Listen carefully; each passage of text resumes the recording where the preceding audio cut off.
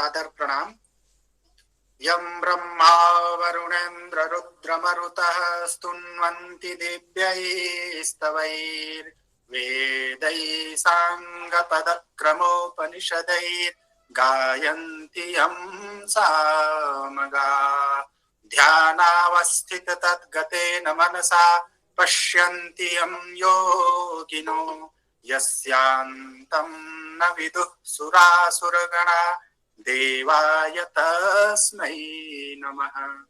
योऽन्तः प्रविश्य मम वाचमिमां प्रसुप्तां संजीवयत्यखिलशक्तिधरः स्वधाम्ना अन्यांश्च हस्तचरणश्रवणत्वगादीन् प्राणान्नमो भगवते पुरुषाय तुभ्यम्। प्राणान्नमो भगवते पुरुषाय तुभ्यम्। श्री शंकर शिक्षायतन वैदिक शोध संस्थान नई दिल्ली द्वारा समायोजित वर्ण समीक्षा विषय को ग्रंथ को आधार बनाकर समायोज्यमान 7 दिवसीय राष्ट्रीय कार्यशाला के तृतीय दिवस में उपस्थित आप सभी विद्वज्जनों का मैं हार्दिक स्वागत एवं अभिनंदन करता हूं। श्री शंकर शिक्षायतन वर्ण समीक्षा ग्रंथ को आधार बनाकर 7 दिवसीय कार्यशाला का आयोजन कर रहा है और आप सभी जो भी विद्वद्गण पिछले 2 दिन से हमारे साथ जुड़ रहे हैं, तो आपके समक्ष आज तृतीय दिवस के हमारे आदरणीय वक्ता जो कि कामेश्वर सिंह दरभंगा संस्कृत विश्वविद्यालय के व्याकरण विभाग के आचार्य हैं, डॉक्टर यदुवीर स्वरूप शास्त्री जी, आप हमारे निवेदन को स्वीकार कर आज इस कार्यशाला के तृतीय दिवस अपने निर्धारित विषय पर व्याख्यान देने के लिए उपस्थित है। मैं आपका हार्दिक स्वागत एवं अभिनंदन करता हूं। आज का यह कार्यक्रम संस्कृत एवं प्राच्य विद्या अध्ययन संस्थान जवाहरलाल नेहरू विश्वविद्यालय नई दिल्ली के आचार्य डॉक्टर प्रमोद कुमार शर्मा सर की अध्यक्षता में यह कार्यक्रम आज का यह सत्र समायोजित होने जा रहा है, तो मैं आदरणीय सर का हार्दिक स्वागत एवं अभिनंदन करता हूं। इस कार्यक्रम में शंकर शिक्षायतन वैदिक शोध संस्थान के समन्वयक एवं संस्कृत एवं प्राच्य विद्या अध्ययन संस्थान जवाहरलाल नेहरू विश्वविद्यालय के आचार्य आदरणीय गुरुवर प्रोफेसर संतोष कुमार शुक्ल सर भी उपस्थित थे। मैं सर का भी हार्दिक स्वागत एवं अभिनंदन करता हूं। हमारे संस्थान के प्रबंध न्यासी आदरणीय रेणुका मैम है, मैं मैम का भी हार्दिक स्वागत एवं अभिनंदन करता हूं। और आज इस कार्यक्रम में जो भी महनीय विद्वद्गण, जो भी शोध छात्र छात्राएं उपस्थित हैं, आप सभी का मैं हार्दिक स्वागत एवं अभिनंदन करता हूं। आप सभी पिछले 2 दिन से जिस वर्ण समीक्षा ग्रंथ को पर मंथन चल रहा है, आप सब उसके सहभागी हैं और आज बहुत ही महत्वपूर्ण विषय जो कि प्रथम दिवस जो चर्चा कुछ हुई थी, तो उसी चर्चा को आगे आज बढ़ाएंगे हमारे आज के आदरणीय वक्ता डॉक्टर यदुवीर स्वरूप शास्त्री जी। आप व्याकरण के उद्भट विद्वान हैं और आपका व्याख्यान हम पिछले महीने की मास्टर गोष्ठी में भी सुन चुके हैं, तो आज आप हमारे निवेदन को स्वीकार कर उपस्थित हुए हैं, तो मैं आपसे प्रार्थना करता हूं कि आज का जो निर्धारित विषय है उस विषय पर हम सभी का आप मार्गदर्शन करें। आपका बहुत बहुत आभार और आप अपने व्याख्यान से हम सभी को उपकृत करें। आदरणीय यदुवीर जी। नमो नमः। श्रूयते किल? आमां श्रूयते। श्री गुरुभ्यो नमः।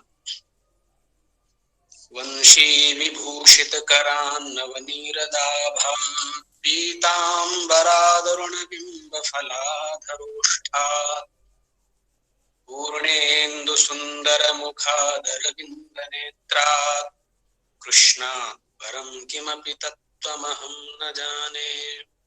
कृष्णात् परं किमपि तत्त्वमहं न जाने। श्री गुरुभ्यो नमः। अत्र अस्याम् आन्तर्जालिक कार्यशालायाम् उपस्थितान् सर्वान् अपि विदुषः प्रणम्य अन्ये ये अत्र कार्यशालायां प्रतिभागित्वेन समुपागताः तान् सर्वान् च अभिवाद्य अहम स्वीयं विषयम् अत्र उपस्थापय।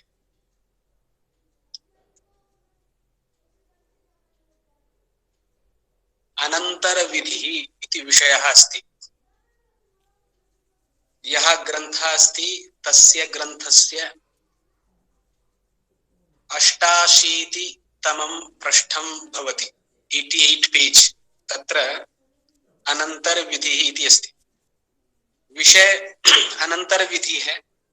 बीच बीच में संस्कृत और हिंदी दोनों भाषाओं का प्रयोग होगा, चूंकि ये विषय स्वर से संबंधित है और स्वर के विषय में पठन पाठन विश्वविद्यालयों में विरल ही होता है।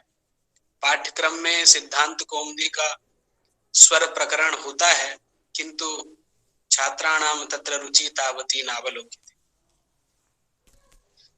तथापि अत्र अधिकं काठिन्यं नास्ति। ध्यानेन यदि अस्माभिः बुद्धौ स्थाप्यते चेत् विषयाः, तदानीं सर्वमपि सरलमेव प्रतीयते। तर्हि आरभामहे। तत्र आदौ अनन्तर इतः प्रागपि बहवः विषयाः अस्मिन् ग्रन्थे भवेयुः। अहं तु तान् न जानामि, के विषयाः इतः प्राग् आगताः सन्ति। मन्निकटे PDF अस्ति, किन्तु तत्र अहं न दृष्टवान्। साक्षात् अत्रैव दृष्टवान्। अत्र ग्रन्थकारस्य यः अभिप्रायः अस्ति तम् अभिप्रायं प्रकटयितुं यते। अनंतर विधि कः इति आदौ प्रश्नः उदेति, तो उसका उत्तर स्वयं ग्रंथकार देते हैं।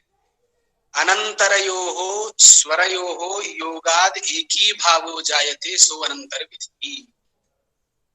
क्या अभिप्राय है इस ग्रंथ का?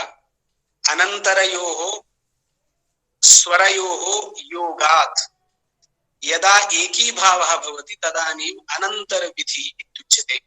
अनंतर विधि का लक्षण कर दिया। इसका अभिप्राय ये है, अनंतरयोः, अनंतरम नाम किम? हिंदी में यदि इसका अनुवाद करते हैं तो प्रसिद्धि होती है बाद में, अनंतरम आगच्छामि माने बाद में आगच्छामि। वो अर्थ यहाँ नहीं। अनंतरम नाम अव्यवहितम इत्यर्थः। अनंतरयोः अव्यवहितयोः नाम व्यवधान रहितयोः इत्यर्थः। अनंतरयोः नाम अव्यवहितयोः व्यवधान रहितयोः द्वयोः स्वरयोः इत्यर्थः।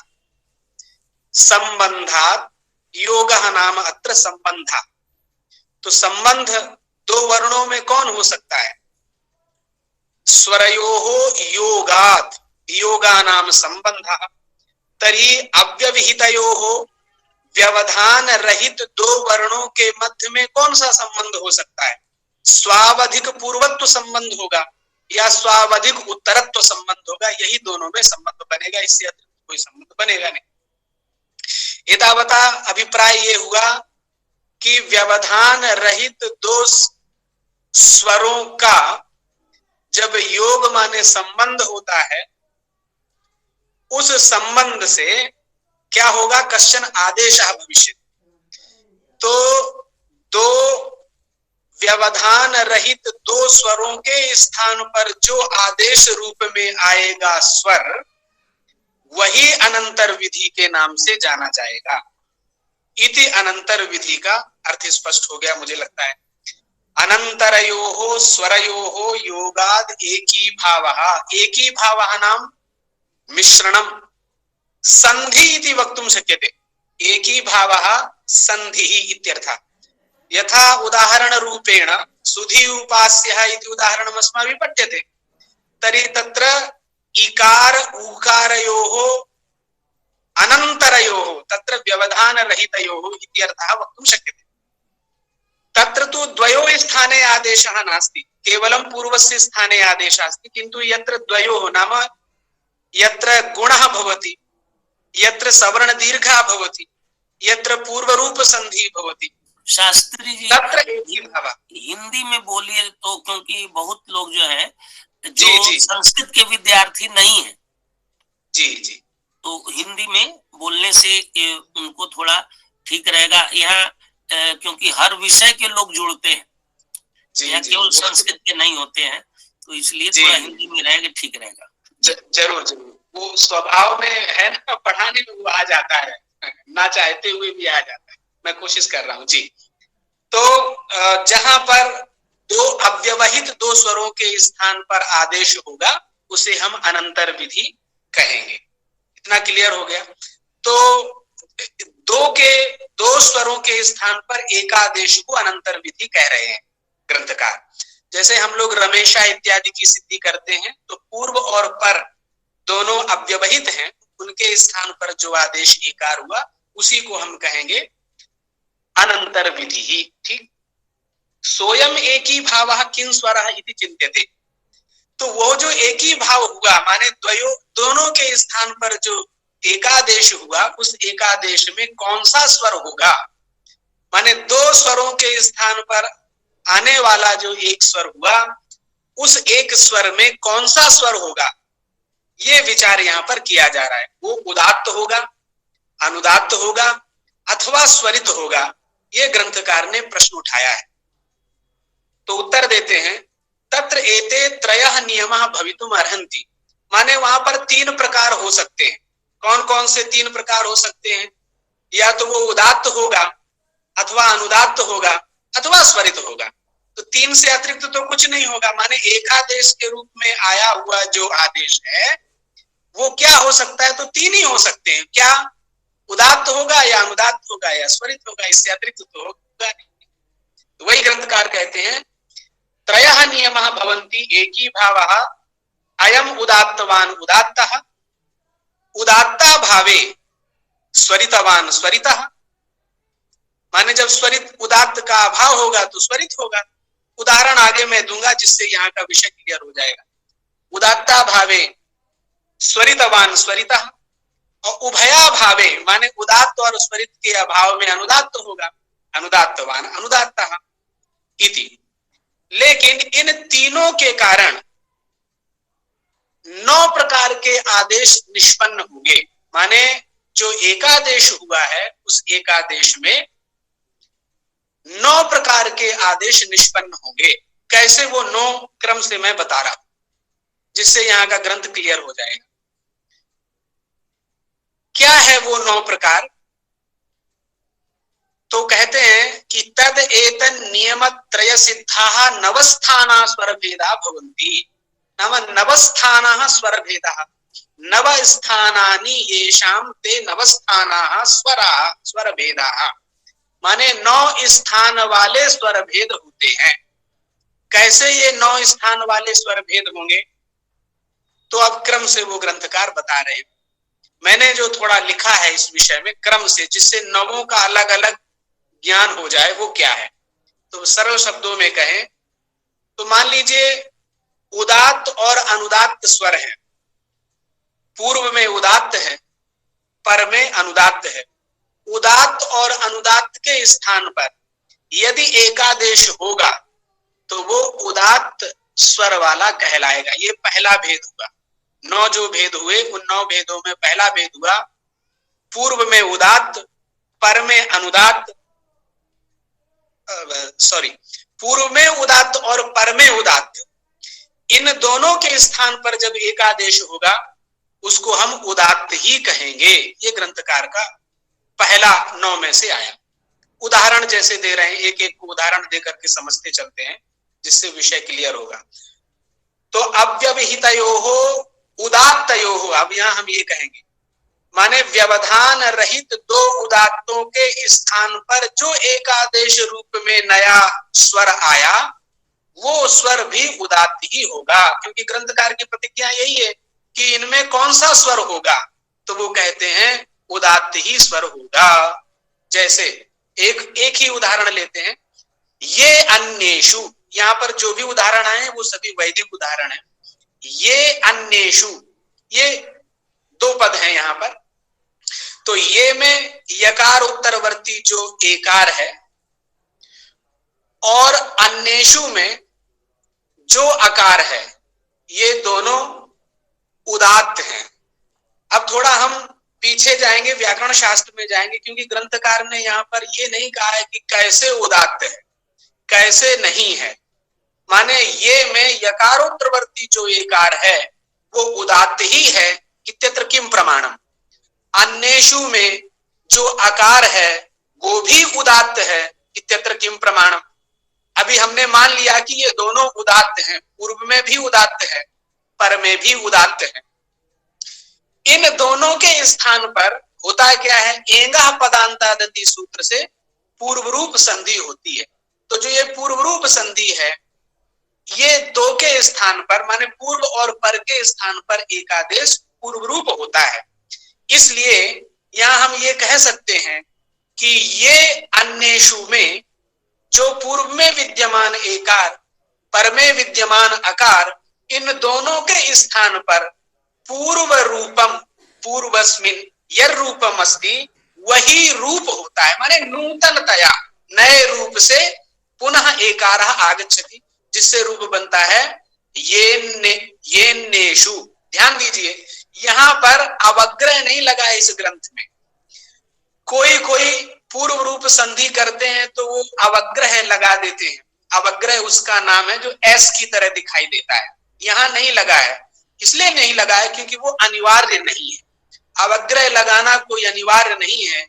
ये उत्तरवर्ती लोगों ने लिपियों में छात्रों को समझाने के लिए उसकी कल्पना की है। पूर्व में इस प्रकार से अवग्रह की व्यवस्था नहीं थी, इसलिए प्राचीन ग्रंथों में इसका कोई प्रावधान नहीं है। करें तो भी कोई दिक्कत नहीं है, ना करें तो भी कोई दिक्कत नहीं है। बोध तो वहां पूर्व रूप का ही होगा।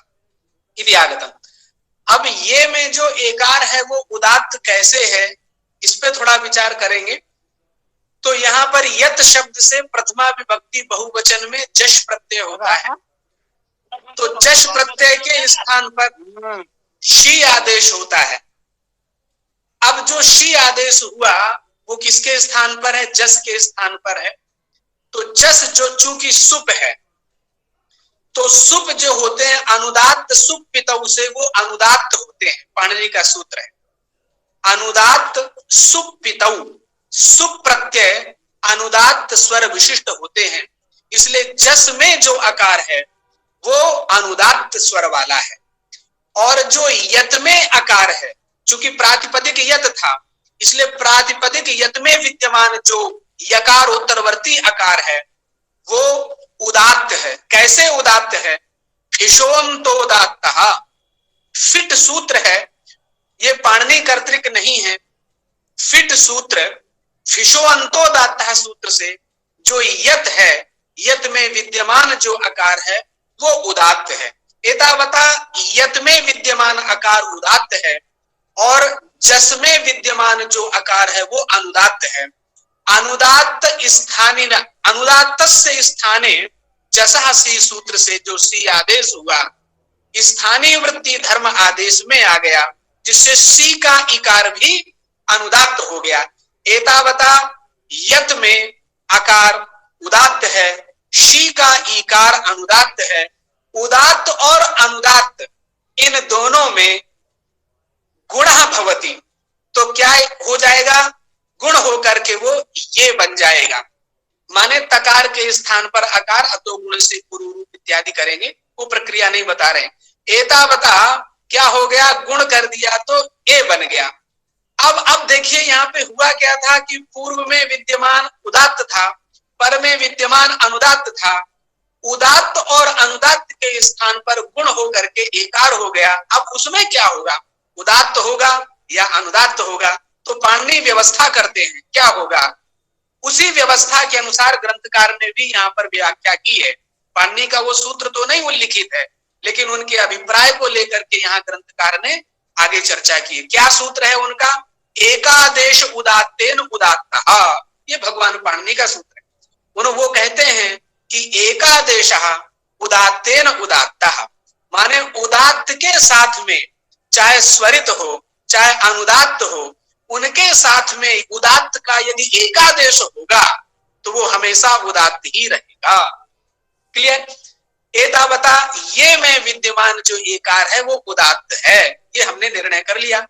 अन्येषु में जो अकार है वो क्या है, वो भी उदात्त है। कैसे उदात्त है, तो स्वांग शिटाम अदंता नाम, ये भी फिट सूत्र है। जो अदंत होते हैं वो आदि उदात्त होते हैं, ऐसा फिट सूत्र में कहा गया है। एतावता अन्येषु का आकार भी उदात्त हो गया, ये में एकार है वो भी उदात्त हो गया। अब इन दोनों उदात्तों के स्थान पे एकादेश जो पूर्व रूप एकार हुआ वो भी उदात्त होगा। यही ग्रंथकार ने कहा है। क्या क्या लिखे, उदात्तस्य पूर्वस्य परेण उदात्तेन स्वरितेन अनुदात्तेन वा योगः उदात्तः। माने पूर्व में विद्यमान उदात्त, पर में विद्यमान स्वरित, अनुदात्त अथवा उदात्त, इनके स्थान पर यदि एकादेश होगा तो स्वरित ही होगा, उदात्त ही होगा।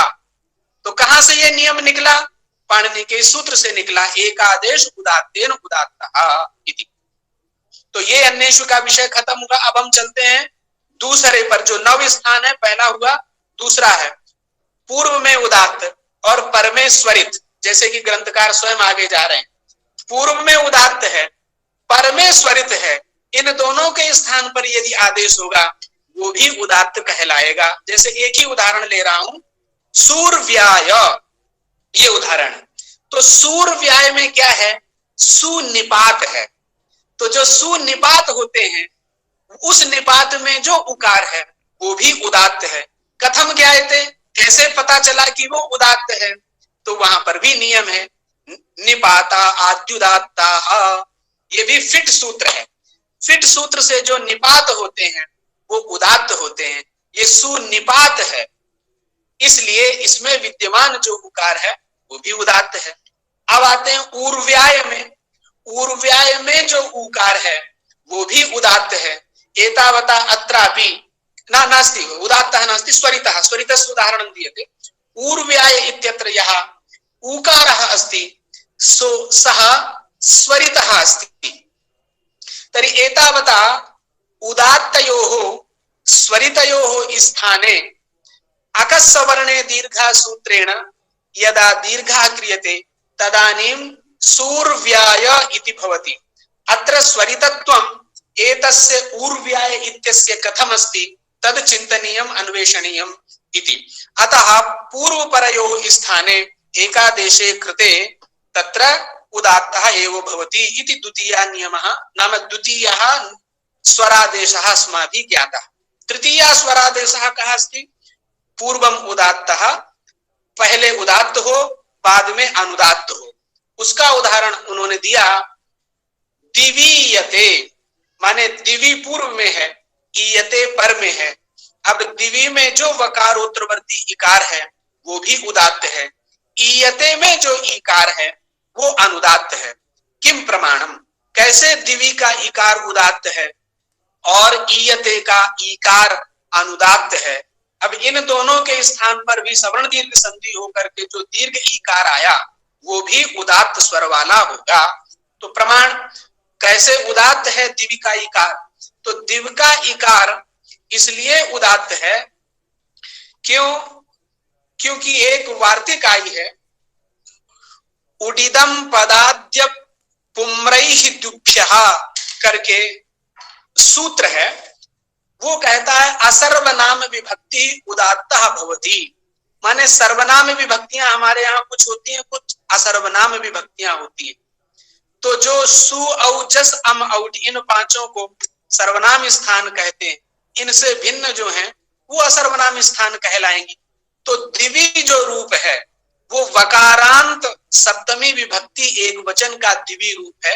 दिव शब्द का अर्थ आकाश होता है, स्वर होता है, एता दिन भी होता है। तो सप्तमी विभक्ति में वो दिवी बनेगा।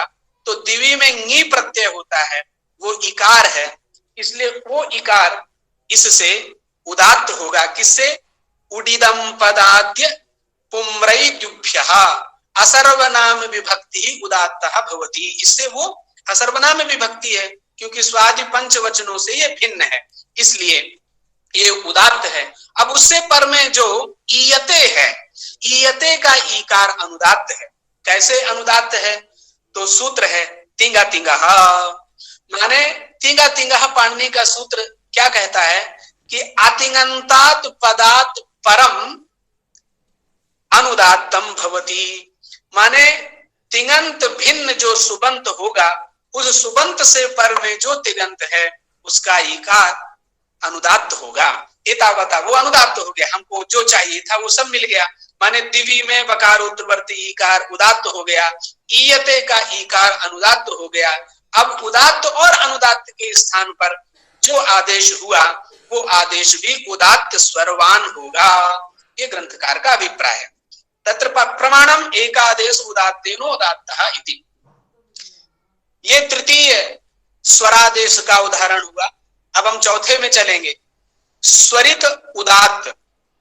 चूंकि ग्रंथ का इस प्रकार से उदाहरण नहीं विचार करेंगे तो वो फिर वहीं के वहीं रह जाएगा, क्योंकि टीका में वो सब तो लिखा ही है। माने सीधा सीधा अगर पढ़ना है तो ग्रंथकार ने लिखा ही दिया है कि स्वरित से उदात्त पर में होने पर वो उदात्त होता है। लेकिन उदात्त स्वर कैसे हुआ इतना जानेंगे तो मुझे लगता है वो ज्यादा समय तक बुद्धि में रहेगा। स्वरित और उदात्त, पूर्व में स्वरित हो पर में उदात्त हो, उन दोनों के स्थान पर जो आदेश होगा वो भी उदात्त कहलाएगा। ये चौथा स्वरादेश का उदाहरण, माने अनंतर विधि का ये चौथा उदाहरण हम देने जा रहे हैं। क्या उदाहरण है इसका? क्वा अवरम क्वावरम, ये वैदिक उदाहरण दिया है। तो क्वावरम में जो क्वा है, वकार उत्तरवर्ती आकार है, वो स्वरित है, और अवरम का जो आकार है वो उदात्त है। तो स्वरित और उदात्त के स्थान पर आदेश भूत जो दीर्घ आकार है वो भी उदात्त होगा। तरी क्वा में वकार उत्तरवर्ती आकार जो है वो स्वरित है, तदस्माभि कथम निर्णेतुं शक्यते। तो क्वा में वकार उत्तरवर्ती जो आकार है, अब उस स्वरित को जानने के लिए हमें पीछे प्रक्रिया में जाना पड़ेगा। क्वा बनता कैसे है? कुत्र के अर्थ में क्वा का प्रयोग होता है। भवान क्वा गच्छति, माने भवान कुत्र गच्छति, इस अर्थ में क्वा है। क्वा बनता कैसे है? तो किम शब्द से अत प्रत्यय होता है, और अत प्रत्यय के परे रहने पर किम के स्थान पर क्वा आदेश हो जाता है। तो क्वा आदेश जब होता है और अतो गुण से पूर्व रूप करके क्वा यह निष्पन्न होता है, ये अव्यय होता है।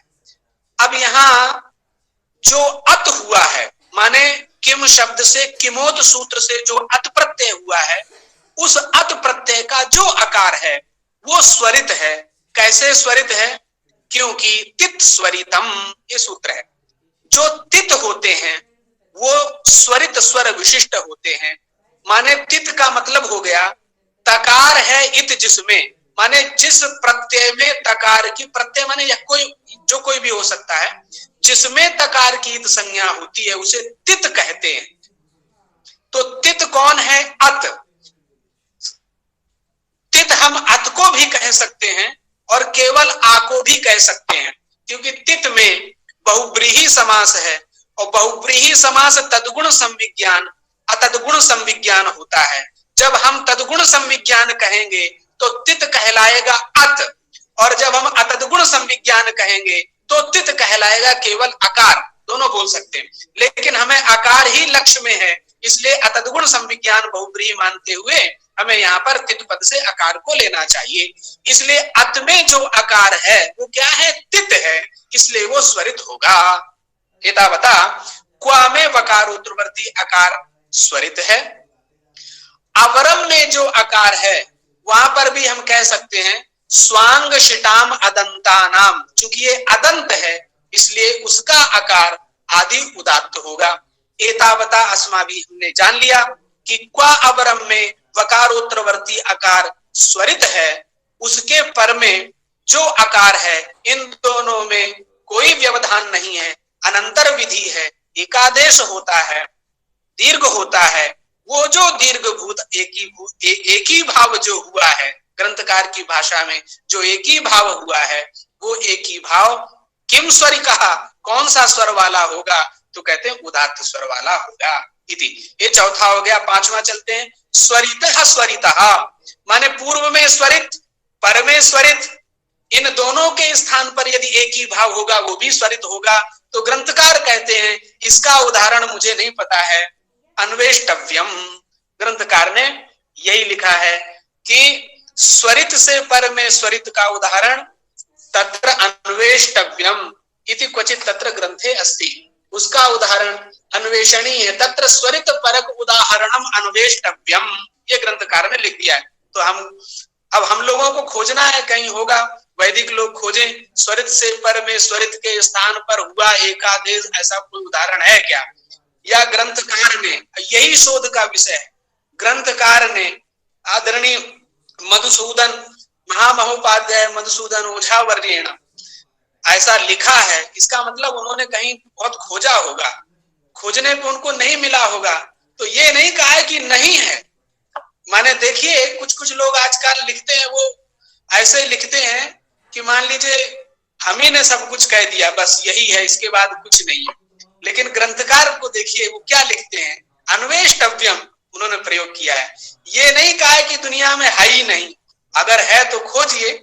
तो हम लोगों को इसमें रिसर्च करके खोजना चाहिए कि स्वरित से पर में स्वरित के स्थान पर एकादेश होने पर जो स्वरित होता है, ऐसा कोई उदाहरण है क्या? अस्तु, ये हो गया पांचवा। अगला छठे पे चलते हैं।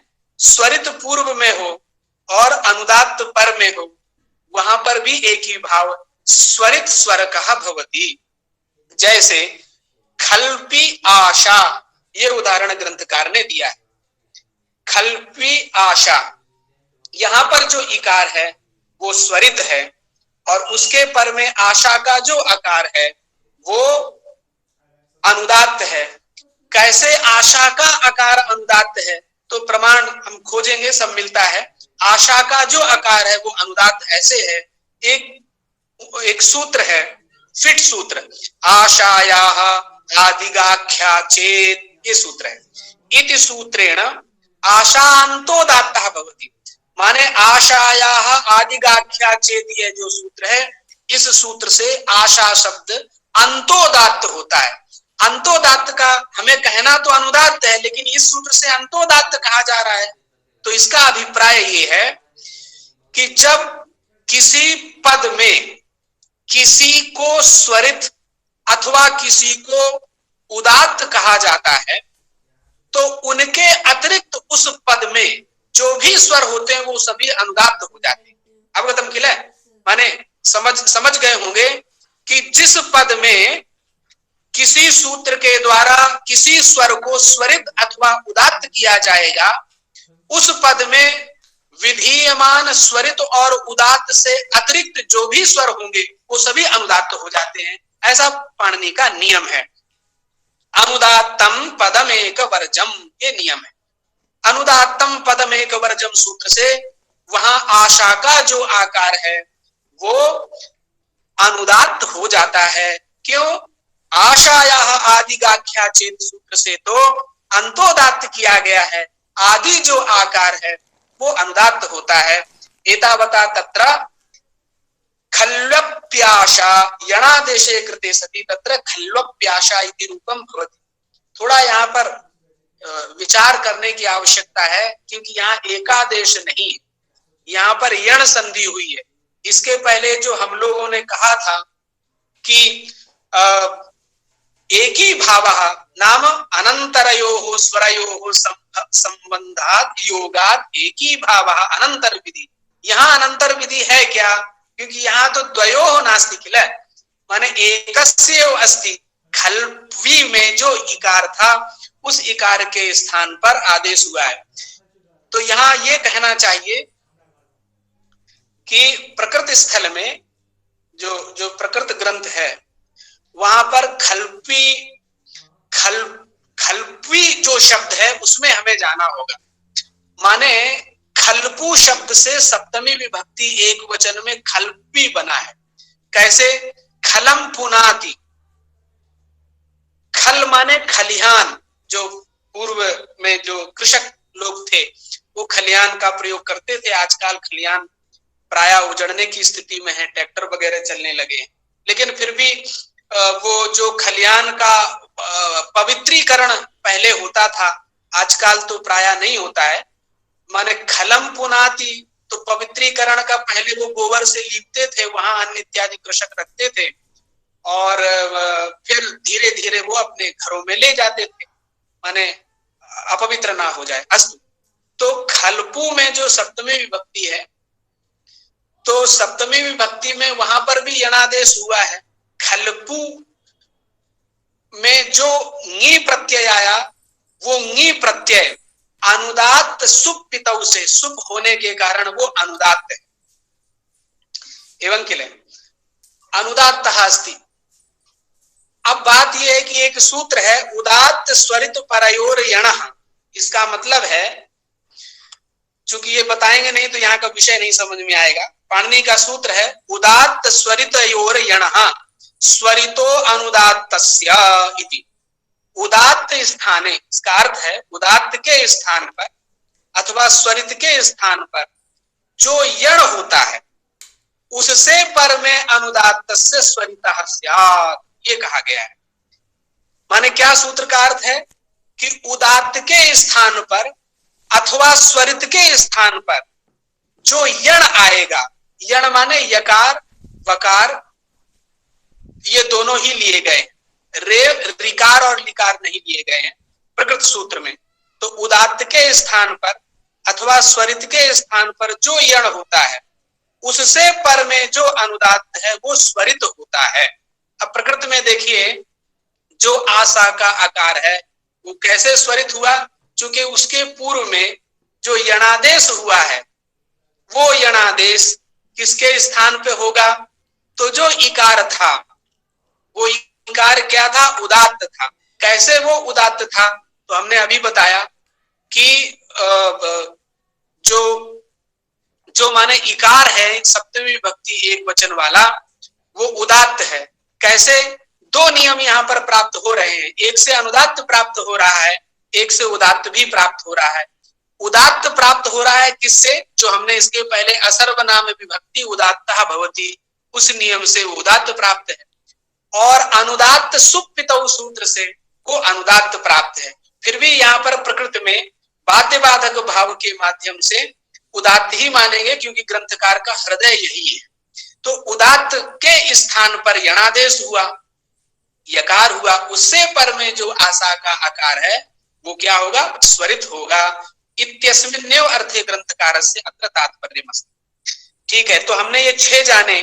अब हम 7वें की तरफ चलते हैं। अनुदात्त से पर में उदात्त होगा तो भी उदात्त होगा, जैसे वो श्वा। और भी हमें बहुत व्याख्यान करनी है, अगर हर एक में स्वरित स्वर बताएंगे तो बहुत समय लग जाएगा। हालांकि बता सकता हूं यहाँ पर भी, अनुदात्त से पर में यदि उदात्त है उनके स्थान पर एकादेश होगा तो वो भी उदात्त कहलाएगा। जैसे वह अश्वा, वो श्वा, यहाँ पर भी पूर्व रूप है। तो वह अश्वा में अनुदात्त वकार के बाद में जो आकार है वो अनुदात्त है। कैसे अनुदात्त है, तो अनुदात्तम सर्वम अपदादौ, उससे बहुवचन से वसनसौ। देखो जो वह प्रयोग है ना, वो युष्मद और युष्मद के स्थान पर षष्ठी विभक्ति में, चतुर्थी विभक्ति में और द्वितीय विभक्ति में ये आदेश होते हैं बहुवचन में। माने द्वितीय विभक्ति बहुवचन में युष्मद को वस आदेश होता है तो वह प्रयोग करते हैं। चतुर्थी में भी वह बनेगा, षष्ठी में भी वह बनेगा। तो वह अश्वाह, वह माने तुम्हारे घोड़े, ये अर्थ भी कर सकते, तुम्हारे लिए घोड़ा, ये भी अर्थ कर सकते। तो वह में वकार उत्तरवर्ती जो आकार है वो अनुदात्त है। एतावता अनुदात्त से पर में अश्वा का जो आकार है वो उदात्त है। कैसे उदात्त है, क्योंकि अश्व अस धातु से क्वन प्रत्यय करके अश्व बनता है। प्रक्रिया सब लिखी है, उसमें नहीं जाएंगे। एतावता ये जान लेते हैं कि उदात्त और अनुदात्त का योग है। पूर्व में अनुदात्त है, पर में उदात्त है। यहाँ पर एकादेश जो हुआ पूर्व रूप वो भी उदात्त ही होता है। ये हमने 7वां स्वर भेद जाना, स्वरादेश जाना। विशेषः उच्च और नीच पदेन अत्र ग्राह्यः। तथापि, अच्छा थोड़ा विचार कर लेते हैं क्या है उच्च नीच।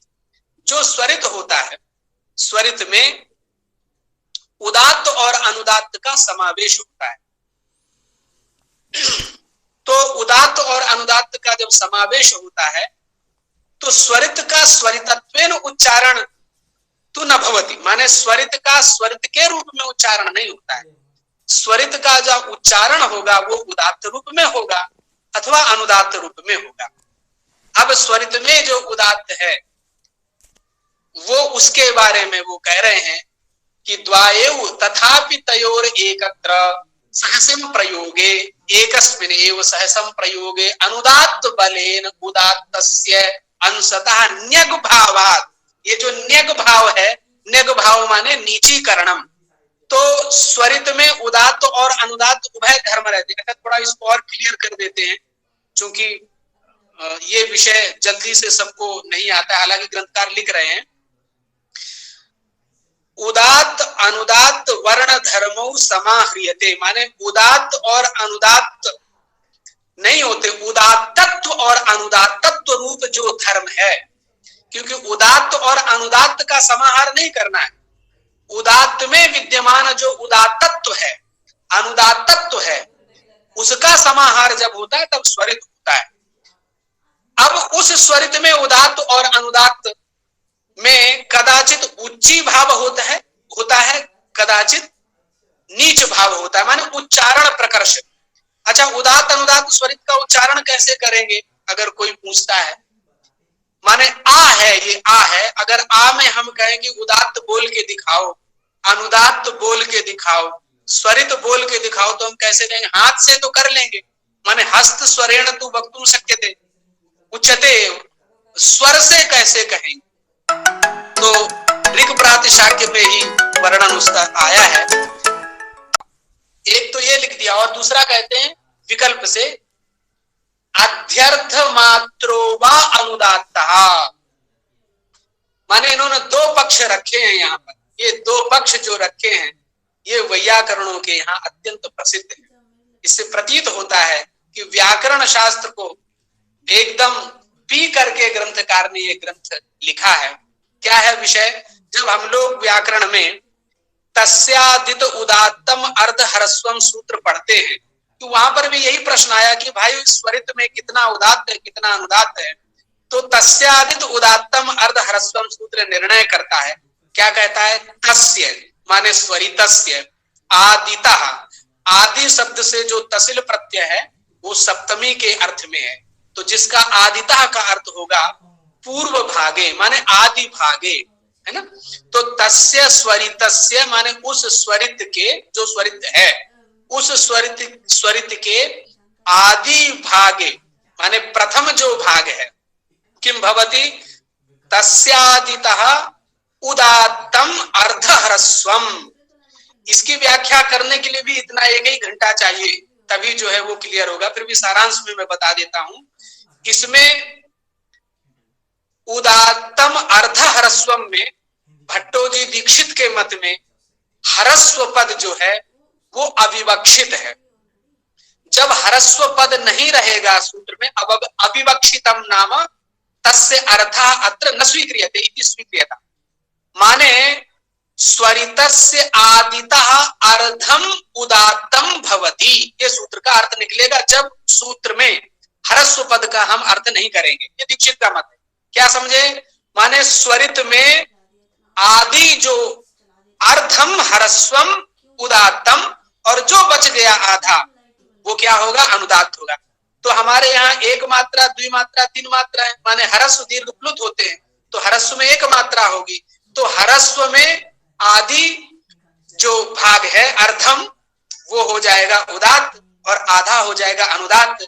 दीर्घ में जाएंगे तो वहां दो मात्राएं होती है, दीर्घ स्वरित में दो मात्राएं होंगी, तो पूर्व वाला आधा हो जाएगा माने एक मात्रा हो जाएगी उदात्त और दूसरी बची हुई एक मात्रा हो जाएगी अनुदात्त। प्लुत में जाएंगे तो वहां तीन मात्राएं होती है, पहली वाली 1.5 मात्रा हो जाएगी उदात्त और बची हुई 1.5 मात्रा हो जाएगी अनुदात्त। ये दीक्षित का मत है। क्यों?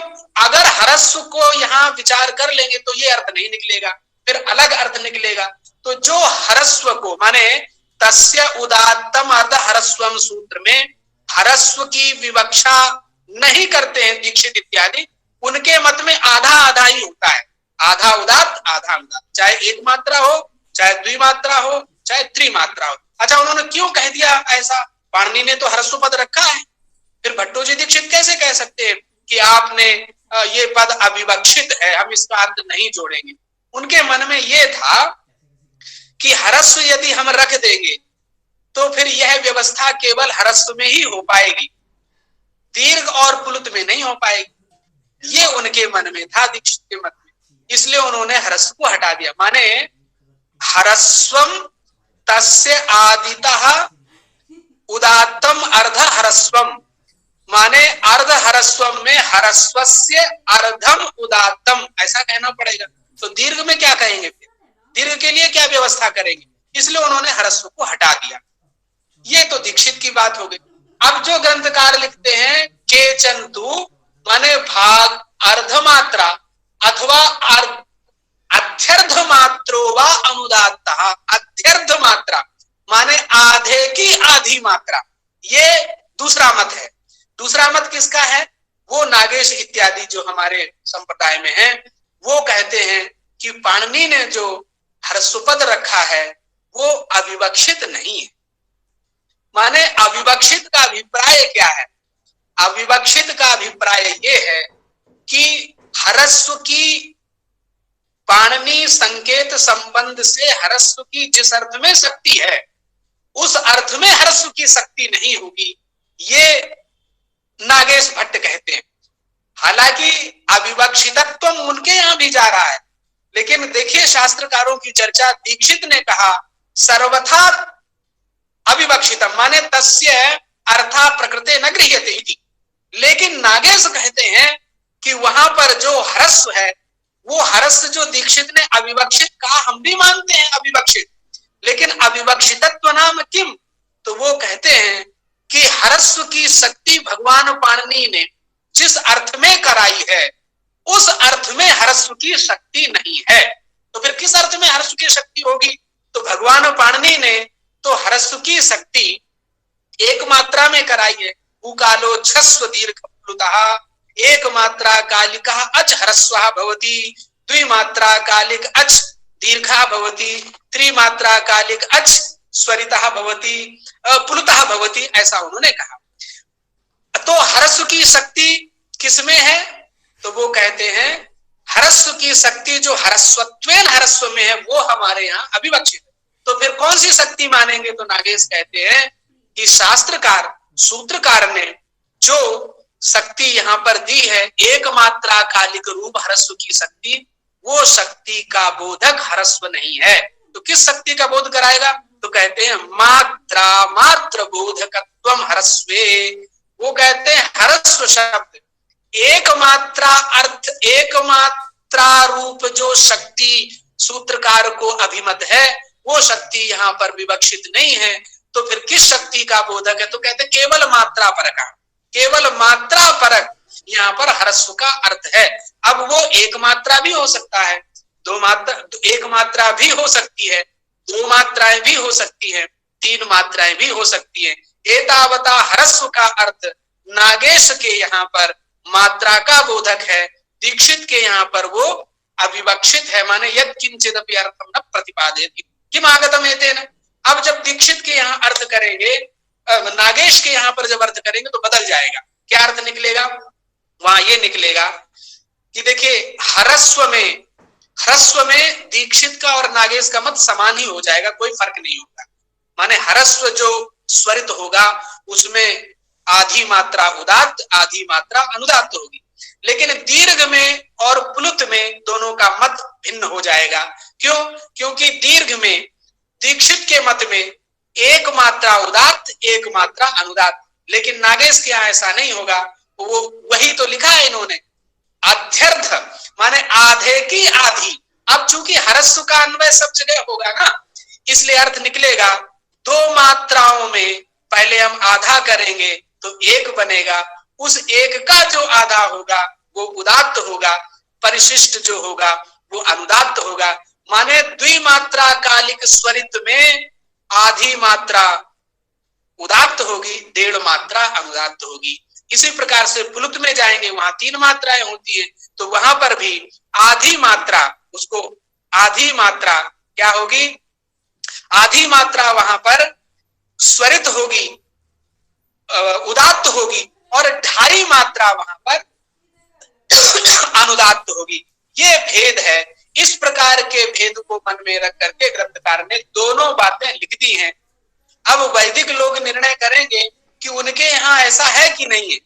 जो वेद पाठी हैं उनके यहाँ क्या व्यवस्था है, वो हमारी जो वैयाकरणों के यहाँ पर 2 प्रकार की जो व्याख्याएं चली, माने अध्यर्ध और अर्ध, आधा ही उदात्त होगा, आधा अनुदात्त, अथवा आधे का जो एक हुआ, एक मात्रा हुई, द्विमात्रा कालिक स्वरित में 1 मात्रा काल का आधा, त्रिमात्रा कालिक में भी 1 मात्रा को लेकर के उसका आधा, ऐसा जो अर्थ किया गया है, क्या वैदिकों के यहाँ भी वही अर्थ है या नहीं है? वो वैदिकाः प्रष्टव्याः तत्र कथम किमस्ति इति आगतम। अगर इनके हम उदाहरण दें, अब उदाहरण थोड़ा दे लेते हैं, उसके बाद में मुझे लगता है समय भी हो जाएगा, बहुत आगे भी कुछ है उसमें, इसका उदाहरण जान लेंगे तो ज्यादा अच्छा होगा, क्योंकि बहुत अच्छा विषय है ये। तो स्वरित में पूर्व भाग उदात्त है, पर भाग अनुदात्त है, इति निर्णीतम अस्माभिः। ग्रंथकार ने भी निर्णय कर दिया है, वही लिख रहे हैं, यथा ह्रस्वाक्षरे स्वरिते उत्तरो भागः अर्धमात्रो लभ्यते, तथा दीर्घे सो अध्यर्ध मात्रा लभ्यते, उभयत्रापि पूर्वस्यार्धमात्रायाः उत्तरतः यावान् अंशः अवशिष्यते सः सर्वो अनुदात्ता गेया इति केचित् आहु इति केचित् एवं वदन्ति। अच्छा, अब ग्रंथकार अपना हृदय बता रहे हैं, परेतु, ये तो किसी ने अर्थ किया है, जो हम संशय कर रहे थे, मुझे लगता लिखी दिए। देखिए, परेतु से जब ग्रंथ आरंभ होता है, ये शास्त्रकारों की शैली है, वो अपना मत बताते हैं। नागेश की भी यही शैली है, जब वो परेतु से अपना ग्रंथ आरंभ करते हैं तो वो अपना मत बताते हैं कि मैं यहाँ पर ये सोचता हूं। उसी प्रकार से यहाँ पर भी परेतु से जो ग्रंथकार आरंभ कर रहे हैं, उससे वो अपना मत, माने उन्होंने जो समझा है वो लिखते। कहीं कहीं पर परे शब्द का अर्थ तो हमारे यहाँ भाष्य तत्व विदा। शास्त्री जी संक्षेप में संपन्न करिए, 2-4 मिनट में, क्योंकि 5:30 हो चुका है। जरूर जी। परेतु ह्रस्वस्य वा दीर्घस्य वा सर्वथापि स्वरितस्य पूर्वो अर्धा भागा उदात्तः। इसका मतलब है कि यहाँ पर परेतु से ग्रंथकार भट्टोजी दीक्षित के मत में चले गए हैं। माने भट्टोजी दीक्षित का यही मत है कि उनके मत में ह्रस्व ग्रहण जो है वो अतंत्र है, जिसके फलस्वरूप 1 मात्रा कालिक स्वरित हो, अथवा द्विमात्रा कालिक स्वरित हो, अथवा त्रिमात्रा कालिक स्वरित हो, सभी स्वरितों में आधा हिस्सा उदात्त होगा, आधा हिस्सा अनुदात्त होगा। इसलिए नागेश को मत को नहीं माना, यही इनका अभिप्राय है। ह्रस्वस्य वा दीर्घस्य वा सर्वथा अपि स्वरितस्य, हमेशा स्वरितस्य पूर्वो अर्धः भागः उदात्तः, उत्तरस्तु अर्धभागः अनुदात्तः इत्याहु इति प्रतिपादयन्ति के माने भाष्य तत्वविदाः, ऋषि तत्वविदाः इत्यर्थः। इदं तु बोध्यं यद इदम उत्तर भागस्य अनुदात्तत्वम् आख्यातं तद उदात्त परत्वे। माने अब इदम अत्र किम ध्येयम अस्ति, निर्णय हो गया कि स्वरित में आधा पूर्व भाग जो है वो उदात्त, पर भाग अनुदात्त। किम ध्येयम, इदम यद इदम उत्तर भागस्य अनुदात्तत्वम् आख्यातम, माने स्वरित में उत्तर भाग को जो अनुदात्त के रूप से अन्वाख्यात किया गया है, तद उदात्त परत्वे स्वरित परत्वे वा संपद्यते। माने स्वरित के बाद में उदात्त हो अथवा स्वरित हो, माने कोई स्वरित धर्म युक्त स्वर है, उस स्वर के बाद में स्वरित होना चाहिए अथवा उदात्त होना चाहिए, तभी उस स्वरित में उत्तर भाग में विद्यमान अनुदात्त का श्रवण होगा। समीचीनम। स्वरित परत्वे वा संपद्यते तदानीमेव अनुदात्तत्वं संपद्यते नान्यथा। यदि तु अस्मात् स्वरितात् परम अक्षरम उदात्तम स्वरितम वा न भवति। यदि इस स्वरित के बाद में उदात्त भी नहीं है, अनुदात्त भी नहीं है, तो कौन होगा? उदात्त भी नहीं है, स्वरित भी नहीं है, माने अनुदात्त होगा। तब वो अनुदात्त सुनाई नहीं पड़ेगा। तब तो स्वरित में पूर्व भाग में विद्यमान जो उदात्त है उसी उदात्त का श्रवण होगा। इत्याहु इदंतु बोध्यम एवं यदि इदम उत्तर भागस्य अनुदात्तत्वम आख्यातम तद उदात्त परत्वे स्वरित परत्वे वा संपद्यते। यदि तु अस्मात् स्वरितात् परम अक्षरम उदात्तम स्वरितम वा न स्यात् तदा उत्तर भागस्यापि उदात्तत्वम एव उपलभ्यते। नामा जो स्वरित में उत्तर भाग में अनुदात्त है वो भी स्वरित हो जाता है, वो भी उदात्त हो जाता है। ये ग्रंथकार का अभिप्राय है। न अनुदात्तत्वम इति वो अनुदात्त नहीं होता है। अनुभव गम्यो अयम अर्थः स्वरित उच्चारण संप्रदाय सिद्धश्च इति दिक्।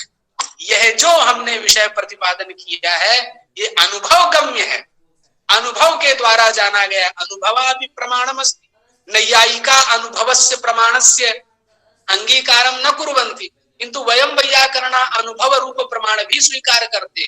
4 ही प्रमाण वो मानते हैं नैयायिक, हम वैयाकरण अनुभव भी मानते हैं, क्योंकि अनुभव प्रमाण नहीं मानेंगे तो बहुत कुछ गड़बड़ा जाएगा। इसलिए यहाँ ग्रंथकार कहते हैं अनुभव गम्य माने अनुभव प्रमाण गम्य अर्थात अस्माभि स्वीकृता। अच्छा एक उदाहरण देते हैं। यदि अनुभव प्रमाण नहीं मानते हैं नैयायिक लोग तो उनके यहाँ क्या दिक्कत आएगी? हम तो मानते हैं। दिक्कत ये आएगी, मान लीजिए सोने का बना हुआ कोई पदार्थ है, कुंडल किरीटी इत्यादि, वो सोने का है या नहीं है हम बता पाएंगे? आप बता पाएंगे? कोई नहीं बता पाएगा। कौन बता पाएगा? जो जौहरी है, जो उस स्वर्णकार है, वो तुरंत देखते ही, माने मशीन की जरूरत नहीं, आजकल मशीनें चल गई हैं। पहले के जमाने में उसने देखा नहीं कि तुरंत बता दिया। तो कैसे बता देता था? क्या प्रत्यक्ष प्रमाण था? तो प्रत्यक्ष तो हमारे लिए भी स्वर्ण था नहीं, वो अनुभव प्रमाण से बताता था, क्योंकि उसको अनुभव हो गया देखते देखते, इसलिए वो झटित बता सकता है ये हाँ वास्तविक है। इसलिए अनुभव प्रमाण भी आवश्यक है।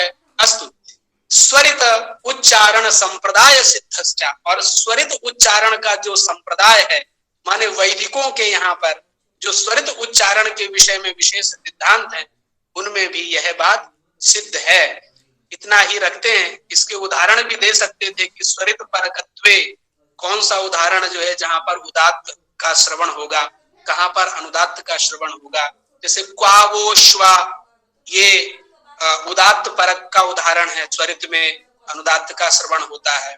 रथा नाम येरा इत्यादि स्थलों में भी येरा में जो एकार स्वरित है वो अनुदात्त परक सुनाई देता है।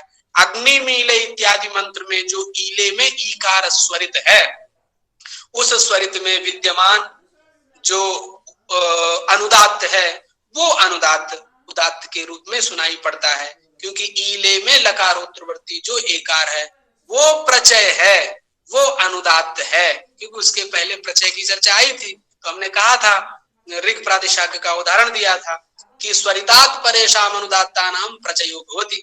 तो ईले में ईकार स्वरित है, उससे पर में लकारोत्तरवर्ती एकार अनुदात्त है, वही प्रचय है। इत्युक्त्वा विरमामि। सर्वेभ्यो प्रणामः। मुझे इस प्रकार का बोलने का अवसर दिया, इससे मैं अपने आप को धन्य मानता हूँ, क्योंकि ये स्वर प्रकरण से संबंधित हमने बहुत पहले छोड़ दिया था, माने स्वाध्याय में नहीं था। आपके इस कारण से मैंने कुछ ग्रंथ देखे जिससे मेरा भी इसमें पुनः स्मरण हुआ। इसलिए मैं आप सभी को धन्यवाद देता हूँ कि मुझे ऐसा अवसर दिया। मैं कृतज्ञ हूँ। बहुत बहुत धन्यवाद। सर्वेभ्यः नमो नमः। प्रणाम। बहुत बहुत धन्यवाद आदरणीय यदुवीर शास्त्री जी। आपने अत्यंत वैदुष्यपूर्ण अपने व्याख्यान के माध्यम से आज का जो विषय था वह स्पष्ट कर दिया। और यद्यपि जो निर्धारित समय है, क्योंकि यह विषय ऐसा था, स्वर प्रकरण, हम जो खास करके जो शोधार्थीगण जुड़े हैं, कई इसमें नियम उनको पता लगे, आज कुछ नवीन सूचनाएं मिली, कुछ शोध के नए आयाम उनके सामने उपस्थित हुए। तो अनंतर विधि के अंतर्गत आपने उदात्त अनुदात्त स्वरित इनके अनंतर विधि में जो 3 नियम बताए गए उनमें अनेक उदाहरण थे, आपने अत्यंत वैदुष्यपूर्ण उनका विवेचन प्रस्तुत किया। इसके लिए हम आपके प्रति अत्यंत आभारी हैं। मैं श्री शंकर शिक्षा यतन की ओर से आपके प्रति बारंबार आभार प्रकट करता हूँ। बहुत बहुत धन्यवाद। अब हमारे बीच उपस्थित है आदरणीय प्रोफेसर संतोष कुमार शुक्ल सर। तो मैं सर से निवेदन करता हूँ। याम मेधाम देवगणाः पितरश्च उपासते तया मध्य मेधया अग्नि मेधाविनम कुरु। परमादरणीय शंकर शिक्षा यतन की प्रबंधन्यासी आदरणीय श्रीमती रेणुका मिश्रा जी, आज की सभा के अध्यक्ष प्रोफेसर प्रमोद कुमार शर्मा जी, यदुवीर शास्त्री जी आज के मुख्य वक्ता, बहुत ही वैदुष्यपूर्ण व्याख्यान आज शास्त्री जी ने दिया है। बहुत ही परिश्रम पूर्वक और प्रमाण सहित सभी विषयों का विस्तार से प्रतिपादन किया है और इस प्रतिपादन से यह निश्चित हो रहा है कि यह कार्यशाला पुनः करनी पड़ेगी, क्योंकि यह बहुत ही कठिन विषय है। और इस बार हम लोगों से थोड़ी गलती भी हो गई, क्योंकि विषय का जो क्रम है यह उलट पुलट हो गया है। क्योंकि अब जो प्रथम दिन का व्याख्यान था उसका आधा हिस्सा और आज का व्याख्यान आधा हिस्सा, तो इसीलिए इसको एक हिस्से में जब आप सुनते एक साथ तो ज्यादा सुस्पष्ट होता। तो हम पुनः इस कार्यशाला को करेंगे जिसमें शुरू से लेकर अंत तक ग्रंथ का पाठ कराएंगे कि एक एक लाइन का पाठ होगा और हम सभी लोग उससे अवगत होंगे, क्योंकि स्वरों का जो विधान है यह बहुत ही महत्वपूर्ण है। क्योंकि जब हम वेद का अध्ययन करते हैं तो वेद के अध्ययन का जो की पद्धति है वही है कि गुरुमुखोच्चारणानुच्चारण पूर्वकम। तो जब हम गुरुमुखोच्चारणानुच्चारण पूर्वक करते हैं तो सस्वर पाठ होता है।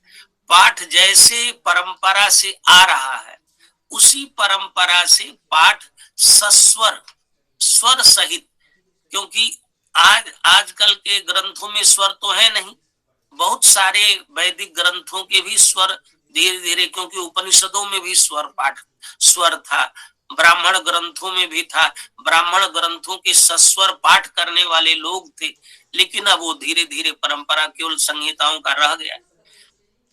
एक बार हमें पाठ आ गया, अब हम जब दूसरे क्रम में जाते हैं उसमें पद पाठ एक पद्धति है, और जब पद पाठ करते हैं तब इन नियमों की जरूरत पड़ती है कि किस प्रकार से संहिता पाठ से जब हम पद पाठ करेंगे और पद पाठ से संहिता पाठ में ले जाएंगे तो कहां कहां किस प्रकार स्वरों में परिवर्तन हो जाएगा।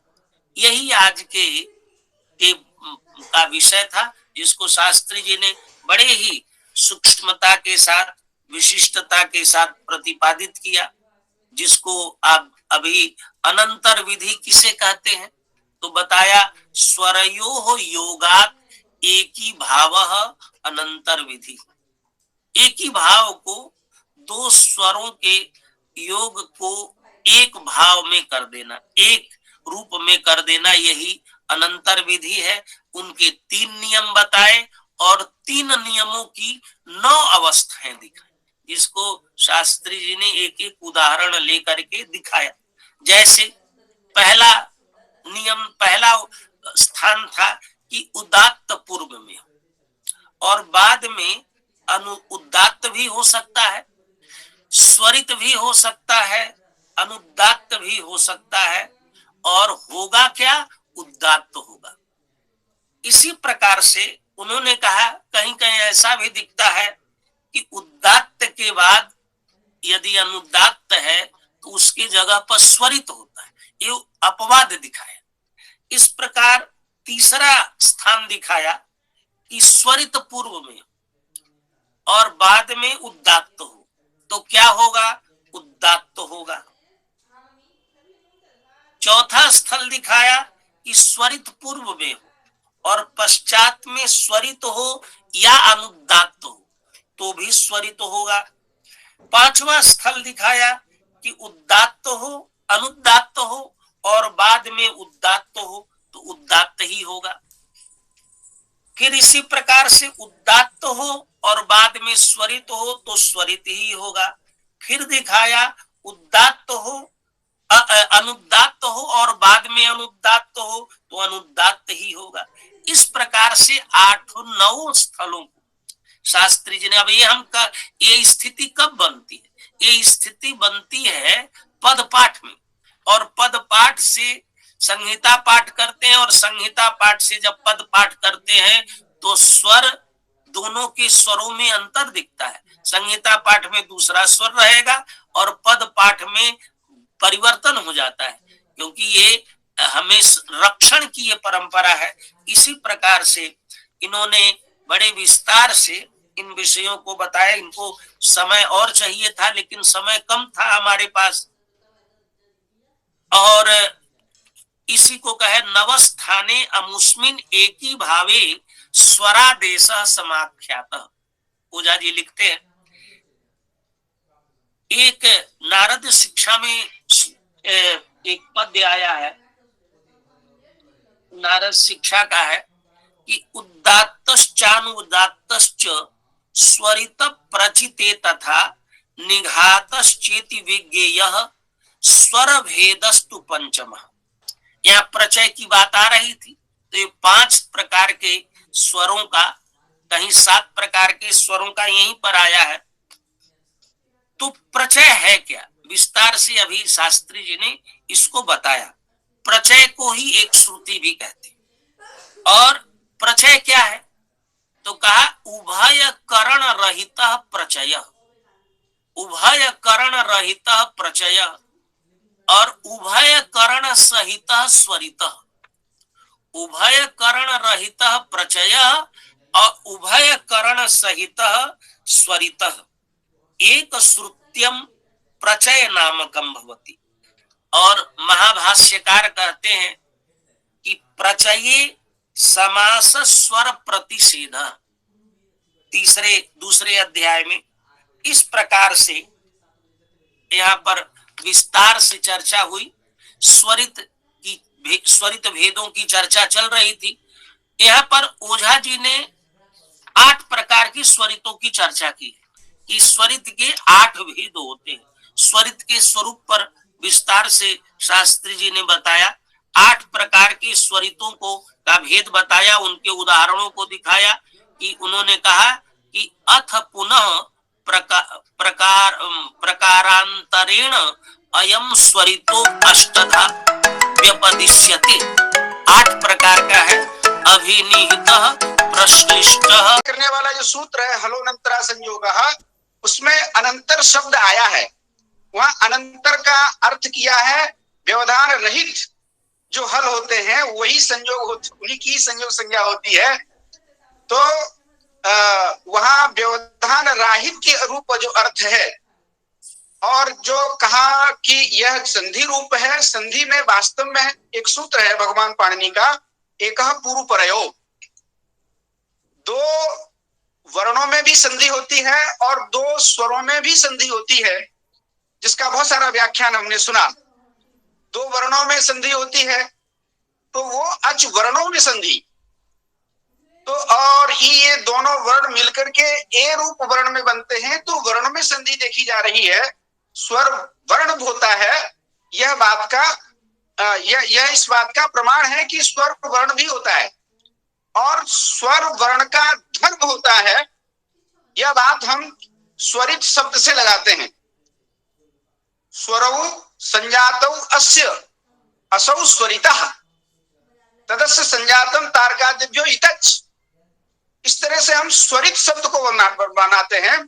तो वहां पर आप देखिए स्वरौ संजातौ, तो वो धर्म रूप में, वहां जो स्वरित में जो वर्ण जो स्वर लिया गया है वो धर्म रूप में लिया जाता है। उदात्त तत्व और अनुदात्त तत्व जो वर्ण का धर्म है, वो दोनों धर्म जब मिलते हैं तब जाकर के वह स्वरित बनता है। इस तरह से यह स्वर शब्द वर्णार्थ में भी आता है और वर्ण के धर्म रूप में भी प्रयुक्त होता है। यह बात भी हमें अच्छी तरह से जाननी होगी। ये हम पाणिनि व्याकरण के व्यवहार से हम जानते हैं। और यह प्रयत्न के रूप में भी जाना जाता है। जैसा कि मैंने बताया कि बाह्य प्रयत्नों में जो 8 प्रयत्न हैं, माने जो हस और खर प्रत्याहार में आने वाले वर्ण, उनको छोड़ दिया जाए, क्योंकि उन वर्णों का न तो उदात्त प्रयत्न हो सकता है, न अनुदात्त प्रयत्न हो सकता है, न स्वरित प्रयत्न हो सकता है। तो फिर एकादश प्रयत्न मानने की क्या जरूरत है? क्यों नहीं आप 8 ही प्रयत्न बाह्य प्रयत्न मानते हो? इसका मतलब यह है कि आप बाह्य प्रयत्न 11 मान रहे हैं, तो इसका मतलब यह है कि स्वर वर्ण है और उस वर्ण का बाह्य प्रयत्न, तो वो अच वर्णों का जो बाह्य प्रयत्न होता है वही उदात्त अनुदात्त और स्वरित रूप में भी जाना जाता है। तो ये बात भी हम समझते हैं। और रही बात अर्ध तस्याद उदात्त अर्ध ह्रस्व में जो शास्त्री जी ने व्याख्यान दिया कि ह्रस्व ग्रहणम तंत्रम, उसमें नागेश भट्ट और भट्टोजी दीक्षित का मत का जो प्रतिपादन आपने किया, तो बहुत ही अच्छा लगा। बहुत ही शास्त्रीय ढंग से आपने प्रतिपादन किया। तो नागेश वहां ह्रस्व ग्रहणम तंत्रम का क्या कारण था, ये हम लोग हिंदी भाषा में बहुत अच्छी तरह से उन्होंने समझाया। पर एक और बात समझ लीजिए, यहाँ पर एक बात ये मुझे लगता है, ह्रस्व ग्रहणम तंत्रम में भट्टोजी दीक्षित ने जो लिखा है कि ह्रस्व ग्रहणम अविवक्षितम, उसके पीछे कारण क्या है? अर्ध शब्द जो है समासवाची है। अमरकोशकार कहता है कि अर्ध शब्द जो है सम अर्थ का वाचक है, समांसवाची अर्थ शब्द है, तो माने समान समान भाग। अब आप देखिए, अर्धमात्रिक जो है व्यंजन भी होता है, और एक मात्रिक जो स्वर है ह्रस्व वर्ण, वह उसका आधा कर देंगे तो उसकी भी आधी मात्रा हो जाती है, और आधी मात्रा व्यंजन की भी होती है। तो व्यंजन में तो स्वर तो आ नहीं सकता। तो मुझे ऐसा लगता है, ये एक नया विचार है, बिल्कुल एकदम आपका व्याख्यान सुनने के बाद जो मेरे मन में चिंतन आया वो मुझे अच्छा लगा। पर मुझे ऐसा लगता है कि ह्रस्व ग्रहण तंत्र में जो ह्रस्व को जो उन्होंने अविवक्षित किया, और दीर्घ और पुलुत में ही अर्ध भाग हो सकता है। दीर्घ में 2 मात्राएं होती हैं तो उसका आधा भाग एक मात्रा में हो जाएगा, और पुलुत में 3 मात्राएं होती हैं तो उसका आधा भाग डेढ़ मात्रा का हो जाएगा। और आप ह्रस्व को जैसे ही आप एक मात्रिक काल को उसको आप जैसे ही विभक्त करेंगे तो आधा आधा होगा। तो आधी मात्रा तो व्यंजन की भी हो सकती है। कहीं व्यंजन में स्वर तो न चला जाए, व्यंजन को भी जब आधी मात्रा वाले को भी आप स्वर कहेंगे। आचार्य जी सर, व्यंजन में प्रसक्ति नहीं होगी, क्योंकि स्वर का माने ये है ना, उच्चैरुदात्ता नीचैरुदात्ता इत्यादियों में अच की अनुवृत्ति तस्यादिति में भी जाती है, वो अच के विषय में ही, इसलिए व्यंजन की प्राप्ति नहीं होगी। हाँ, व्यंजन की प्राप्ति नहीं होती, पर व्यंजन की आधी मात्रा होती है। तो कहीं आदि से अर्ध शब्द से कहीं आप व्यंजन को न पकड़ लें, क्योंकि आप ये नहीं कह सकते हैं कि व्यंजन की कोई मात्रा नहीं है। अर्ध शब्द से वहां कहीं कोई व्यंजन न पकड़ ले। शायद हो सकता है भट्टोजी दीक्षित ने इस प्रकार से उसको ह्रस्व ग्रहण मतंत्रम कहा हो, क्योंकि आचार्य यहाँ वो स्वरित के विषय में चर्चा चल रही है, तो स्वरित कभी भी व्यंजन नहीं होगा। स्वरित में विचार किया जा रहा है ना। ठीक है, देखिए सुनिए, एक बात मैं आपको, हम भी आपसे कंफर्म हो रहे हैं, आप भी हमारे विचार को सुन रहे हैं। तो ये तो वहाँ चर्चा दोनों आचार्यों ने की ही है, मुझे उसमें कोई समस्या ही नहीं। हमें अपने आचार्यों का मंतव्य तो बात मानना ही है। पर मेरा चिंतन थोड़ा सा ये था कि आप ये नहीं कह सकते हैं कि व्यंजन की कोई मात्रा नहीं है। आपको ये हमारे आचार्य प्रतिपादित करते हैं कि व्यंजन की आधी मात्रा होती है। तो कहीं आधी मात्रा वाला जैसे स्वर आपने पकड़ा वैसे ही आधी मात्रा कोई व्यंजन भी पकड़ सकता है। तो एक संभावना बन सकती है। इस दृष्टि से आचार्य भट्टोजी दीक्षित ये कहते हैं कि नहीं नहीं, इसको हम अर्ध ह्रस्व ग्रहण को अविवक्षित ही कर देते हैं। और उस पर जो नागेश भट्ट जो परेतु करके जो व्याख्यान देते हैं, आपने जैसा कि उसको बतलाया, तो वो तो है ही है, वो तो हम लोग पढ़ते ही हैं। पर क्योंकि आप तो जानते ही हैं कि अर्ध शब्द का कौन कहाँ क्या अर्थ ले जाए, किधर से कहाँ पहुंचा दे, कहाँ से कहाँ चला जाए, तो हम व्यंजन को भी अर्धमात्रिक मानते ही हैं।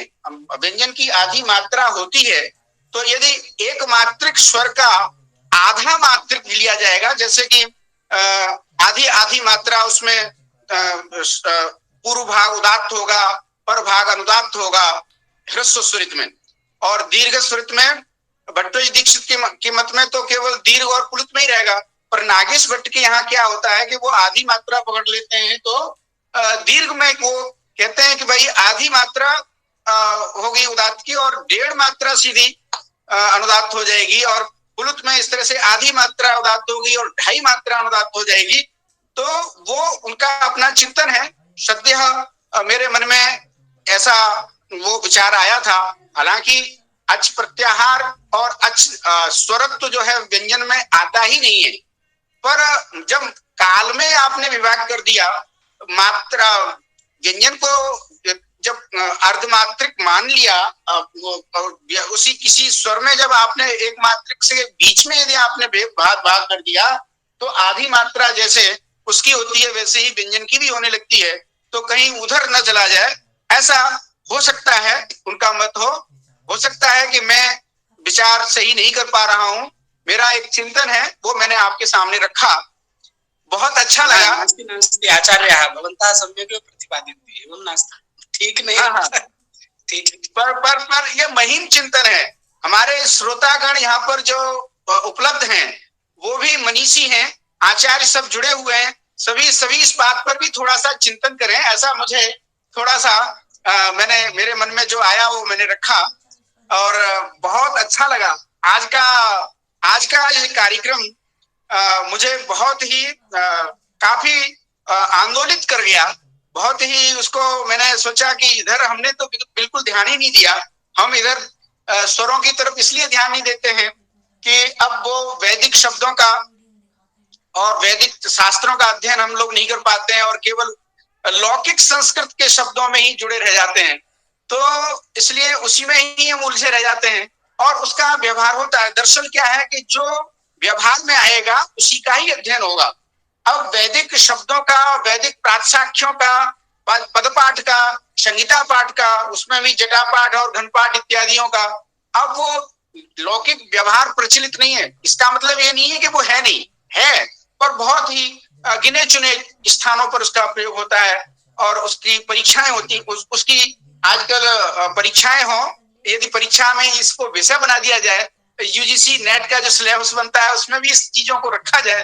हालांकि वेद वाले ग्रुप वाले जो बच्चे होते हैं वो पढ़ते हैं, इन चीजों को रखते हैं, पर इसमें समग्र रूप से इसको रखा जाए तो इसको भी हम व्यवहार में ला सकते हैं और यह पढ़ाई का विषय बन जाएगा, केवल अनुसंधान का विषय ही नहीं, अभी तो दैनिक हमारी कोर्स में आ जाएगा, जो हम सब लोग उससे जुड़ सकें। तो बहुत अच्छा लगा आज का कार्यक्रम सुनकर के। यह सब मैं बहुत बहुत धन्यवाद दूंगा श्री शंकर सिंचायतन के अधिकारियों को, और मैं आभारी हूं हमारे गुरुजी प्रोफेसर संतोष कुमार शुक्ल जी, जिन्होंने मुझे यह अवसर दिया और यह सौभाग्य मुझे प्राप्त हुआ। अब मैं अपनी वाणी को यहीं विराम देता हूं। आप सभी का बहुत बहुत आभार, बहुत बहुत धन्यवाद। नमो नमः।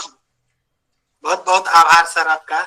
आपने हमारे निमंत्रण को स्वीकार कर आज के इस महनीय सत्र की अध्यक्षता की, इसके लिए हम आभारी हैं। और मैं समस्त श्रोतृवृंद की ओर से आपके प्रति आभार प्रकट करते हुए श्री शंकर शिक्षायतन वैदिक शोध संस्थान की ओर से भी आभार प्रकट करता हूँ।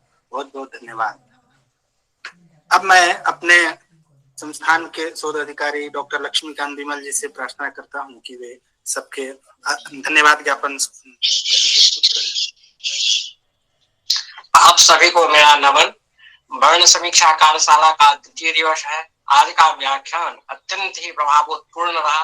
आज के वक्ता यशस्वी विद्वान आदरणीय युद्धवीर स्वरूप शास्त्री जी के प्रति मैं आभार प्रकट करता हूँ। आपने अत्यंत ओज पूर्वक और प्रमाण पूर्वक व्याख्यान को प्रस्तुत किया। समय कम था, फिर भी आपने दीर्घ काल तक व्याख्यान दिया है। आपने श्री शंकर शिक्षायतन के अनुरोध को स्वीकार कर इस कार्यक्रम को आगे बढ़ाए हैं। आपके प्रति मैं नमन पूर्वक आपके प्रति मैं हार्दिक कृतज्ञता ज्ञापित करता हूँ। आज के कार्यक्रम के अध्यक्ष परमादरणीय प्रमोद कुमार शुक्ला जी के प्रति मैं हार्दिक आभार प्रकट करता हूँ। आपने हम श्री शंकर शिक्षायतन के अनुरोध को स्वीकार करके अत्यंत ही सारगर्भित जो वस्तु अर्थ का जो व्याख्या चल रही थी वो अत्यंत ही अमरकोश के आधार पर आपने समानवाची अर्थ में जो कह रहे थे वह अत्यंत ही सारगर्भित था। मैं आपके प्रति प्रणाम पूर्वक हार्दिक कृतज्ञता ज्ञापित करता हूँ। आज के कार्यक्रम के मैं सानिध्य के रूप में परम आदरणीय शुक्ला सर जुड़े हैं। आपके प्रति भी मैं हार्दिक कृतज्ञता ज्ञापित करता हूँ। आपके दिशा निर्देश में यह कार्यक्रम चलता है। विषय अत्यंत गंभीर है और कभी कभी यह होता है कि वक्ताओं के साथ अध्यक्षों के साथ विषय को एक रूप में उपस्थित करना, फिर समय का इधर उधर हो जाने से क्रम भंग तो हुआ है जैसा सर ने निर्देश किया है, परंतु मुझे लगता है कि जो वक्ता विद्वान बोल रहे हैं उससे तत्त स्थल का जो भाग है वह स्पष्ट हो रहा है। इन्हीं शब्दों के साथ आज के श्रोतृवृंद जो हमारे पटल पर उपस्थित हैं, आप सभी के प्रति मैं हार्दिक कृतज्ञता ज्ञापित करता हूँ। आप सबके आधार पर ही, आप सबके जुड़ने से उत्साह का वर्धन होता है। हम इसी तरह कल भी आगे के कार्यक्रम में भी जुड़ते रहेंगे। श्री शंकर शिक्षायतन के प्रबंध न्यासी आदरणीय मैडम के प्रति भी मैं कृतज्ञता ज्ञापित करता हूँ और श्री शंकर शिक्षायतन के अधिकारी मणिशंकर द्विवेदी जी के प्रति भी मैं हार्दिक कृतज्ञता ज्ञापित करता हूँ। उन्होंने संयोजन अच्छा किया है और इन्हीं शब्दों के साथ मैं अपनी वाणी को विराम देता हूँ। शांति पाठ से यह कार्यक्रम पूर्ण होगा। इधर मणिशंकर जी से निवेदन करता हूँ कि शांति पाठ करके इसकी संपूर्णता की जाए। ओम द्यौः शान्तिरन्तरिक्षगुं शान्तिः पृथिवी शान्तिरापः शान्तिरोषधयः शान्तिः वनस्पतयः शान्तिर्विश्वे देवाः शान्ति ब्रह्म शान्तिः सर्वगुं शान्तिः शान्तिरेव शान्तिः सामा शान्तिरेधि यतो यतः समीहसे ततो नो अभयं कुरु शन्नः कुरु प्रजाभ्यो भयन्नः पशुभ्यः। ओम पूर्णमिदं पूर्णमदः पूर्णमिदं पूर्णात् पूर्णमुदच्यते पूर्णस्य पूर्णमादाय पूर्णमेवावशिष्यते। सर्वे भवन्तु सुखिनः सर्वे सन्तु निरामया सर्वे भद्राणि पश्यन्तु मा कश्चित् दुःखभाग् भवेत्। ओम शांति शांति शांति सुशांतिर्भवतु। आप सभी का एक बार पुनः आभार और हम सब फिर कल 4 बजे उपस्थित होंगे। तब तक के लिए आज का कार्यक्रम यहीं संपन्न होता है।